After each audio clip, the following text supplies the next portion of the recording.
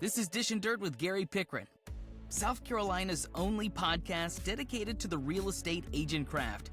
And now, the host of Dish and Dirt, Gary Pickren. And greens, welcome back everyone to another episode of Dish and Dirt. I'm your often opinionated but rarely wrong host, Gary Pickren, coming to you from the beautiful downtown Columbia, South Carolina offices of Blair, Cato, Pickren, Castellan. This, the first week, November 2025. Today, we're going to talk about a research study and paper that was recently referenced in Inman News. The article is entitled Home Buyer Experience, Commissions and Contracts. It was researched and written by Stephen Brobeck and Wendy Gilch of the Consumer Policy Center. I'm sure you're asking yourself, what the heck is a Consumer Policy Center? Well, according to their website, the CPC is an independent think tank of experts dedicated to researching and analyzing consumer policy issues with a mission to advance and protect the interests of the consumer. Now, this is this same esteemed group that back in February of 2025 wrote this gem: landmark real estate settlement allows consumers to save billions. Yes, that is billions with a B. Well, that didn't age very well. So now they're back at it with another research study project on your real estate commissions and whether or not those have gone up or gone down. Now, before we break down their research and their article, I do want to continue our quick look at Blair Cato's 9 offices. Last week, we talked about the Spartanburg office. This week, we're going to talk about our Malden office. Malden, in fact, was our second location. And since we opened our Malden office, it has always been located just down from Malden High School, go Mavericks, 406A East Butler Road in Malden. And that office is headed by Chris Brown. Chris Brown, by the way, is the reigning Furman Alumni of the Year. It is a gorgeous office, and that office is filled with art by famed artist Walter Arnold. He has done his Art of Abandonment pictures, and they're all throughout that office. Makes that office a real fun office to come and look around. And that office also has our biggest fund room of all the offices of Blair Cato. And it's a really cool place to hang out while you're waiting for your funding. Very comfortable with a popcorn machine that makes fresh popcorn every day for you as well. So go ahead and send your closings to Chris at Blair Cato or new orders at Blair Cato as well. We'll get those taken care of for you. Now, before we start going over the report, I do want to refer back to another article. Landmark real estate settlement allows consumers to save billions. The article makes this argument. I think it's an important statement. Quote, the evidence is clear. Traditional agents will sell a $300,000 home for 3% seller commission. That is $9,000. But if 2 years later, the price of that house spikes to $900,000, that agent would demand $27,000. Why do consumers willingly pay $18,000 extra, although the agent's fixed costs and time spent remain relatively the same? Consumers may accept this price hike because most salespeople typically earn commissions based on their sales revenue. Those revenues include a profit margin, and the salesperson collects a share of the profits they produce, but a real estate agent does not make money through profit margins. There is no reason they should collect 3 times more in fees for the $900,000 home than for the $300,000 one. They did not generate triple the profit. It's an interesting statement. And I'm old enough to remember back prior to COVID when Blair Cato would teach our classes in our office. Now we do it all through CCRA online. But back in those days, I brought this issue to the agents in attendance. I constantly was ringing that bell saying, if agents do not learn how to answer and address this argument, your days and your commissions were numbered. And here we are years later after Sitzer Burnett, where this question is starting to be brought up more and more in meetings with clients, as well as in the media. How is it that you're going to answer this question? Now, $900,000 from a $300,000 house is a little bit extreme, but in South Carolina, it would not be unusual for this $300,000 house to be worth $400,000 or $500,000 5 or 6 years later. So how do you answer that question when you help these people buy their house at $300,000 and now they're selling it years later at $500,000? Why is it that you're making that much more money doing the same level of work? You've got to figure out the answer to that question and be able to address it. This ultimately, I think, is where this whole argument is going to continue to go as they continue to try to pound you on your commissions. If you want to be able to defend your commissions, you need to be able to start with figuring out how to answer this question. This almost seems like my tagline for Dish and Dirt, often opinionated, rarely wrong, might just be correct. Just saying. Been talking about this same issue for years, and here it's coming up. So now let's talk about this 14-page report. Starts with a general overview of the prevailing opinions at the time of the settlement. Those inside and outside of the industry, they couldn't agree even themselves on what the likely outcome was going to be as to commissions. Some thought that the prices of commissions would actually rise, but others were predicting a decrease of 20 to 30%. In the footnotes of this report, the authors admit that industry leaders were privately telling them that they thought that the rates would increase, what Dish and Dirt was saying as well. But the writers themselves had predicted that there would be a decline in real estate commissions by 20 or 30%. And they were citing well-known consultants and investors who were also being quoted throughout the news media saying the same thing. I distinctly remember us saying that was crazy, that there was no reasons that commissions would just come down. They were wrong in the assessment of this case. They didn't understand what real estate agents do. And that's why I said these commissions weren't going to go down. Many of the economists who were talking about this were basically pushing this idea of the complete decoupling of commissions. And by doing so, they said that once the commissions were completely decoupled, that commissions would drop by half. Well, the decoupling of commissions didn't happen. And what they were talking about with decoupling of commissions was that the buyer would pay the buyer side, the seller would pay the seller side, and that'd be the end of it. These people were not smart enough to realize that in the United States, that this would destroy real estate. If the consumer had to pay the down payment, the closing costs, as well as the real estate agent, then the system just would collapse and it wouldn't work. And it would probably cause a global economic crisis that would be more than what 2008 looked like. We haven't had the complete decoupling, but even in a partial decoupling, consumers still want their agent to represent them. And I think these people thought that if we decoupled it, that buyer's agents would just be represented by the listing agent. We'd basically just have dual agency, I guess, on every transaction. They failed to understand that is not what the consumer in the marketplace was demanding. The marketplace still demands independent representation in the transaction. That's how it is. The writer claims that he believes the difference in rate predictions was largely reflective on expectations to the extent of what the agent workarounds would be and their success on these workarounds. I find that to be a disingenuous statement because they're basically saying the only reason you have kept your commissions high is because you have figured out how to do workarounds. In fact, we are teaching CR, South Carolina Realtors Association, and the Real Estate Commission is constantly teaching that do not do workarounds. Workarounds will get you in trouble. Follow the settlement, learn to explain your value and your worth, and you will be successful in this business. Now, once again, Dish and Dirt called all this correctly. I said there'd be a small reset with agents until agents learned how to explain their values. What was the value? I told everybody they would learn to explain that they were navigators in a transaction. They were to help a party navigate from I want to buy a house all the way through and past closing. I want to list my house for sale all the way through closing and beyond. And that once realtors and real estate agents realize how to explain the value, that the consumer would understand that and be willing to continue to make those payments. And that's exactly what happens because consumers do not want to navigate the real estate closing process on their own. They do not feel comfortable doing it. They do not feel educated enough to do it. They don't feel trained enough to do it. They don't feel competent enough to do it.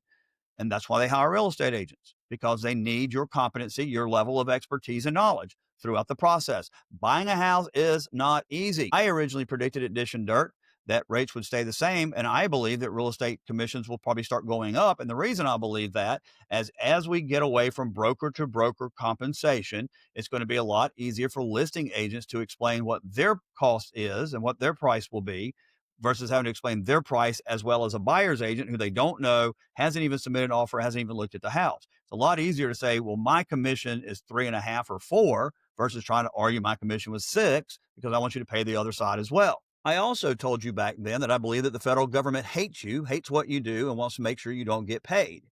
As this report states, for many decades, critics, including the Federal Trade Commission, the U.S. Department of Injustice, have complained about the lack of price competition in residential real estate markets. I'm going to stop right there. What do they mean there's been no price competition? They have alleged from day one that commissions were always 3%.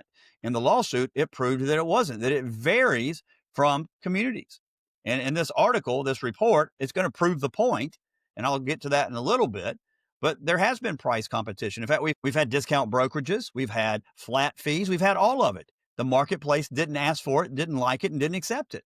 This quote goes on to say they have shown the commission rates are relatively high and uniform regardless of the experience, competency, and efforts of agents on individual home sales. Was widely recognized that this settlement represented a compromise in which commissions were not completely separated, allowing continued seller compensation of buyer agents. So they want to continue to push this narrative of decoupling, even though we know it's not going to work. And it's also probably illegal for the government to try to tell consumers who they pay and how they pay people. This is a narrative they want to continue to try to push. Well, what about the rates? Have they changed? Well, the consensus has emerged that in the past 2 years, the average rates have changed little. Well, no kidding. We said that would happen. That's what was going to happen. Initially, they saw a rate decline, but more recently, they believe that the rates have returned to average level before the 2023 jury decision. Yeah, because that's what the marketplace is asking for. Basically, what they're saying is commissions haven't changed. Now, NAR had done a report earlier that said commissions had actually gone down for houses over $1 million, but had either stayed the same or gone up for properties under $1 million. Congratulations to Michael Ketchmark for helping rich people out. But over 1 year later, the analysis is largely based on what they call mystery shoppers. They had mystery shoppers interview 281 agents as to fees in representation across the country. They tried to select many different markets. They said that their process here was to go for well-known brokerages, well-known real estate agents that had appreciable amounts of business, and they stayed away from the smaller brokerages or boutique brokerages. But they do believe that their methodology does give them a fair representation of what's going on across the country. And I don't necessarily disagree with them. I mean, it does seem like this kind of goes along with what we've been saying all along. Here's where the focus of this report was. While agents quoted a commission representing a percentage of the sales price, no one interviewed quoted a dollar price or a dollar fee. So if the market doesn't ask for that, that's not what the market wants. We've tried that in the past. It didn't work. But you know who also charges a percentage and doesn't charge a flat price that they never want to talk about or condemn or go after? Plaintiffs' lawyers. It's amazing how 30 years ago, it was a third. It's still a third. It was uniform across the country. It didn't matter what plaintiff's lawyer you called for a car accident, it's always a third. You know, you can't watch a football game without getting all 9s or 8s or 7s or 6s or whatever, or a heavy hitter or the muscle or whatever it is. And they all do the same thing. They're all advertising for the same person and they all charge the same. But no one is attacking that. I wonder why. Probably because all lawyers eventually become politicians, or all politicians were once lawyers, whichever way you want to look at it. Nearly all 269 responding agents, 95% of them, quoted a commission rate between 2.5 and 3. Now, I find that extremely interesting because it was forever they kept telling us it was a standard commission rate of 3%. And they went to the lawsuit arguing 3%. And through the testimony, they realized that across the country, it wasn't 3%. It was like 2.6 or 2.4, something like that. So now they've just changed their talking point to standard commission was 3% to now it's 2.5 to 3. So they're even admitting that there is a variance of 0.5%, which is a significant amount of money. But apparently that variance means nothing to them. 2.5 to 3 is exactly the same thing. But when you're talking a house price, $300,000, $400,000, $1 million, that is a significant amount of money. So there is a significant difference in pricing. 2.5 to 3% is significant when we're talking about that level of money. They said nearly 3 times as many agents charge 3% than 2.5. So what? They believe their worth is worth 3. Others believe it's worth 2.5. The consumer has the choice. The consumer can negotiate. Several agents said they were charged this standard or usual rate, and they believe that was evidence of price fixing. Well, it's not necessarily evidence of price fixing. It's evidence of stupidity in using terms. They're saying that this is their usual fee or their standard fee, but they're not saying that the market has gotten together and decided this and set this price. I mean, using the word price fixing connotates somebody has gotten together, talked about it, and said, our fees are going to be this. That's not happening. And I don't know where they think these people were meeting, whether they're meeting in the basement of a realtors association and quietly passing around paper and writing their numbers down and making sure everybody's on the same sheet of music. That's simply not true. No one is talking about a standard fee or a standard commission. It never has happened, no more than it's happened between the plaintiffs' lawyers. I mean, 30 years ago, we didn't sit around and talk about, well, we're going to charge a third on automobile accident cases. Never saw that happen. But 30 years ago, it was a third. Today, it's a third. There's no private meetings or secret meetings or price-fixing meetings trying to set a third for personal injury. No more than there is for real estate. So these statements that this is evidence of price fixing is complete crap. They even admitted in their article that one agent in Albuquerque charged 4%. Well, that kind of goes against their entire argument. 2/3 of the rates under 2.5 were quoted by Boston agents. So what is that telling us? That the market in Boston isn't sustaining 3%. It's 2.5%. In Denver, it was 2.8. Minneapolis, it was 2.7. Why do they vary so much across the country? It kind of undercuts their entire argument. Here are three major metropolitan areas, Boston, Denver, and Minneapolis, and all three of them had different rates, and all three of them were below 3%. For some reason, 3% is the boogeyman here. They don't like the number 3%. But now, instead of arguing 3%, it's, oh, they're all 2.5 to 3%. If they were 2, would they be saying, oh, they're all between 2 and 3%? They're still playing this game, guys. That's what they're doing. They claim that the increase may reflect the desire of most agents and the industry in general to preserve traditional 2.5 to 3% agent rates. I find that interesting. Again, it was always 3%. Now they're calling it 2.5 to 3%. And I don't understand how they believe that it's agents' desire to preserve a commission rate. No, it's their desire to get paid. Maybe that's just what the fair market value of their services are. Maybe that's what the market is demanding. Maybe that's what the market is willing to pay. I've never seen any industry ever where they go through what you make and how you get paid like this ever. I mean, I've never seen this with lawyers or doctors or anywhere. They even admit, given the new ability of buyers and sellers to negotiate these rates, some agents may be electively charging a risk premium to help ensure the continuation of the pre-settlement rates. None of this makes any sense, guys. There always was the ability of buyers and sellers to negotiate the rate, as evidenced by the fact that the rates weren't 3%. They argued they were standard. They were 3% across the country. And then when they got into the lawsuit, they found out they weren't 3%. They were down around 2.4, 2.5, 2.6, and it varied across the country. There were always negotiated rates. It's even more negotiated now by decoupling, the semi-decoupling of rates. But what do they mean by agents are sitting around charging risk premiums? Who's charging a risk premium? No, what you're doing is you're saying, my fee is worth X. This is what I want to get paid. Pay it or hire somebody else. And no one's sitting around trying to figure out how we can continue the pre-settlement rates. Everybody realizes the ship has sailed. The settlement's done. It's over. And we're stuck with the new rules. But no one's sitting around here trying to figure out how we can maintain pre-market rates or pre-lawsuit rates. They're just trying to figure out how to get paid in a very difficult market. They further use this evidence here. 12 of the 26 cities, at least 90% of the quoted rates were the same. That's 12 of 26. And that's 90%. So 10% weren't the same. In 16 of the cities, at least 80% were the same. So they're kind of making the argument that everything is the same, but at the same time giving you stats showing it's not. They believe the cause of all of this is they believe private communications between listing agents and buyer agents on individual sales likely exerts a powerful effect on the entire local marketplace. Well, this is nonsense because since the settlement, how much commissions being paid is truly between the buyer and the seller and non-broker to broker comp. But even in broker to broker comp, the buyer is having to ask the seller for how much commission. And remember, the settlement limits how much your commission can be based on what you sign in the exclusive right to buy. They neglect to talk about that. So if I have signed a 2% buyer representation agreement, me communicating with the listing agent is irrelevant. The maximum I'm going to get is 2%. Doesn't matter if the listing agent wants to give me 3%. So they conveniently leave out these very important factors in their research. They also say that listing agents don't want to gain the reputation of approving lower buyer agent rates. Where are you approving buyer agent rates? That's gone. Since Sitzer Burnett, you don't approve anything. It's up to the buyer and the seller to agree to it in the contract or the Form 120. So there's no listing agents who are getting reputations by approving lower buyer agent rates.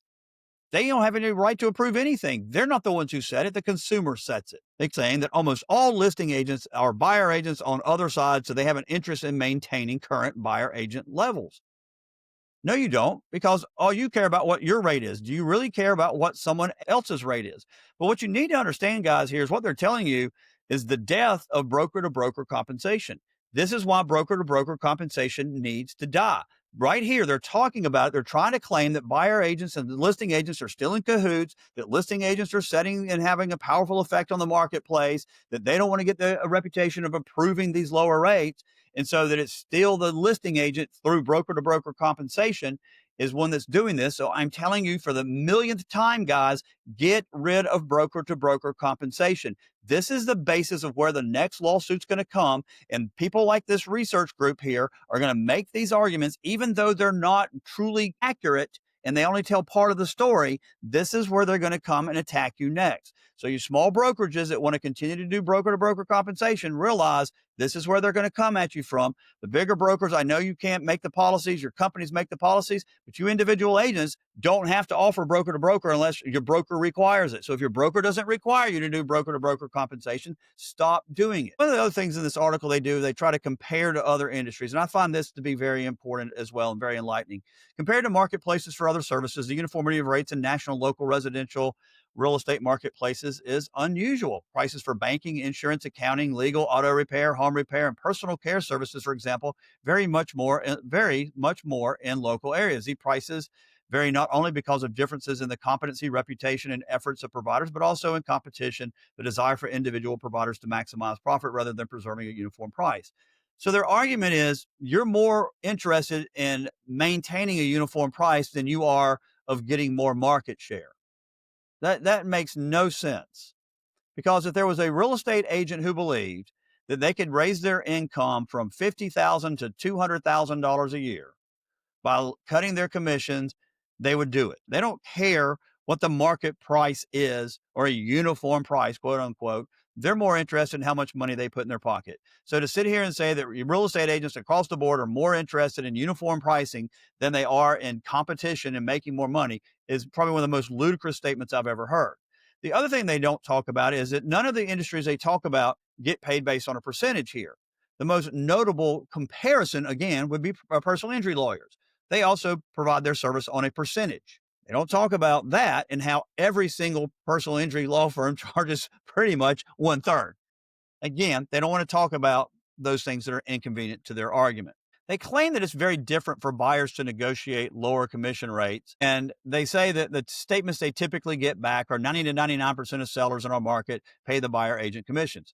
Yeah, that's true, but that doesn't mean it's not negotiated or the amount's not negotiated. They issued a lot of statements in their report. You should go look at their report. I'm not going to read them all, but they say that agents say things such as none of my buyers have ever paid a buyer agent commission, that buyers won't ever have to pay it, that I charge $0 or 0% for working with the buyers. I will get compensated by the seller. Yeah, all that's pre-Sitzer Burnett. I don't believe that's what people are saying now. They're also saying that they're still saying 3% is the industry standard. I don't believe anyone with a brain is saying that 3% is the industry standard. We've all been told that's not something we're supposed to say. Maybe they say that's our standard or that's our company standard fee, but I don't believe they're saying that this is industry standard. But they give a whole list of statements supposedly that agents say. Still other agents say that the seller would not pay the agent commission, but the buyer could offer a higher price for the house and write it into the offer. Well, we did that with closing costs. I mean, I don't understand why that's a problem doing that with agent commission. That's just a way to have your buyer's commission get paid by the seller. They act as if that's somehow a problem. But this is the funniest statement in the whole article. It says the suggestion reveals the refusal of some agents to reduce their fee at the expense of their clients whose costs would increase. Name me one other profession that they expect should reduce their fee to benefit the client so that your costs wouldn't increase. I want you to go to your doctor when the doctor says you need to have a surgery and say, well, doctor, you should only charge me 50% of the cost for that surgery because that would be beneficial to me. That would help me out. I mean, they think that real estate agents are supposed to be some magnanimous people and do it for the client and never do it for compensation. I don't know a doctor, a lawyer, a tax accountant, any financial advisor that if I just went to and say, I think your refusal to reduce your price is at my expense and it's going to keep my costs high and therefore you should reduce it. I mean, that is one of the most insane statements I've ever read that some consumer group is trying to say. Now, at the same time they're making all of these arguments, they do admit that 2/3 of the responding agents said they would accept a lower rate from a seller than the rate from the buyer agent had requested in their offer. They even admit that they'd be willing, most agents would be willing to negotiate. In fact, they said of those accepting the lower rate, nearly 1/3, 32%, would accept at least 1% less. It undermines their entire argument. Of the responding 254 agents, nearly 2/5 said they would charge or would accept a rate of 2% or less. Some buyer agents also acknowledge that since the settlement, more sellers are even insisting on lower commissions. And then they said only about half of the agents in the buyer market were willing to negotiate these rates. Again, go back to lawyers, doctors, any other profession. And tell me the number of lawyers who are willing to negotiate their hourly rate or willing to negotiate their 1/3 on an automobile accident, or doctors who are willing to negotiate their price for a surgery or for an office visit. Go ask your pharmacist to cut the price for that prescription. But somehow, real estate agents are the only profession that's required in these people's minds to negotiate what you believe is appropriate and reduce it. So now what were their conclusions? Well, first of all, they talk about policy implications. They say that the removal of the barriers, and the barriers they're talking about is the MLS postings as well as the touring agreement, that while were necessary, they were not sufficient to ensure more successful consumer negotiations. And so what they say is while future buyers and sellers attempt to negotiate, buyer competition might increase as they learn more about new negotiation opportunities, it has become increasingly apparent that successful agent workarounds have greatly limited these opportunities. I have no idea what workarounds they're talking about. I guess it's a workaround for you to say that this is my fee and this is what I expect to get paid. Buyers are still assured by most agents that sellers will pay their commissions. And if the sellers do so, they fear their homes won't be shown. Well, it's called truth. I mean, most buyers do need people to help pay their fees, whether it's closing costs or commissions. And yes, if they're not sellers willing to entertain offers, they're probably stupid sellers. I mean, why would I refuse to listen to an offer before I've even heard the offer? And then they admit the quiet part out loud. Since it's not feasible and is probably illegal to prohibit sellers from compensating buyer agents, what's to be done? They are tacitly admitting that their plan is they want buyers to pay buyer sides and sellers to pay seller sides and to make it illegal for a seller to pay the buyer. That's what they want. And they believe that is good for the consumer. Somehow that is good for I have no idea how that's good for the consumer. That means that the consumers, particularly low income minorities, are not going to be able to buy houses. That's really good for consumers, guys. The pre-settlement goal of true separation of commissions, buyers paying their agents and sellers paying their agents, should be revived and prioritized. So should the most practical mechanisms for doing so, which was allowing the buyers to easily include buyer agent commissions in their mortgage loans. So now they want the lenders to take even more risk, which is partly why we had the economic collapse of 2008, because the government wanted lenders to take more risk by loaning money to people who couldn't afford to pay it back. And now what they want to do is include real estate commissions on top of the price of the house so that every time a loan is done, that it could be upside down. So you buy a house for $300,000, they want to be able to loan $309,000. So when the person doesn't make payments and the lender has to take the house back, they lose money. A recipe for economic disaster. So in conclusion, the industry may think that they have been successful in preserving traditional buyer agent rates of 2.5% to 3%. Again, 2.5% to 3% was not what y'all were saying.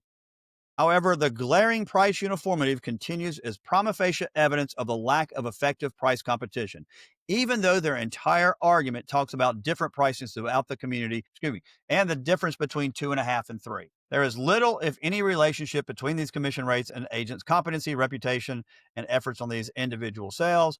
The uniformity and the fact that rates are higher in the U.S. more than any other country exposes the industry to more litigation and antitrust enforcement. This is a huge lie.